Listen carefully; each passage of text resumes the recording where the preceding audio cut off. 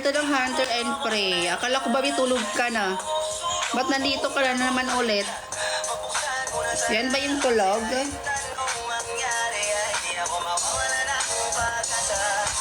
Ayaw kitang pilitin kung...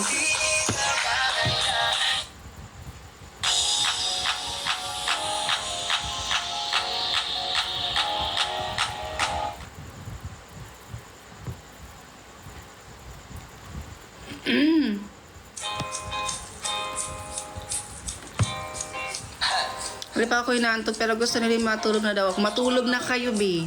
Mausap ka eh. Kasi pupunta pa kayo dito. I just want to solve. Maaga kayo bukas eh. Kaya dapat matulog na kayo talaga. Baka pag ano nyo, pagdating nyo dito, tulog pa ako. Oras na akong nag-aantay sa'yo. Nag-aabang na ako sa labas ng bahay nyo. Sibat na sibat kung sisilip ka ba sa bintana. Magkita nga'y parang di halata. Ilang beses ka na. Lagi na lang ganyan. Kung iwasan ako'y parang Ayaw na kong ganyan. Sa susunod na punta ko'y pagbuksan mo na sana. Di ako mawawala ng pag-asa.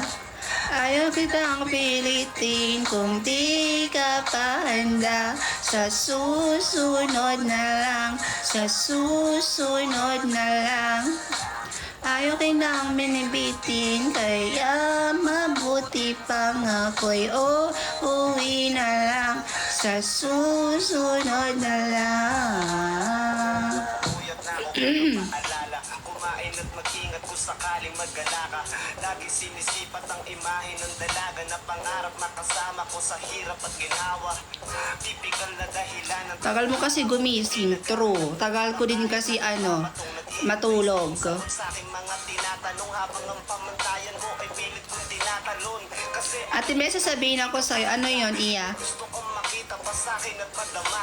Kaya eto ako. Siguro uwi din kami bukas. Yun ayos lang kasi may bukas pa di na uubos yun. Kaya kahit kumukulot na ang noo ko, isa alon natin ay sumusunod na lang. Susuyuin ka kahit hindi mo pa mapunuan yung ikot sa salitang tayo ayos lang. Sa susunod na lang. Ayaw kitang pilitin kung di ka pa handa.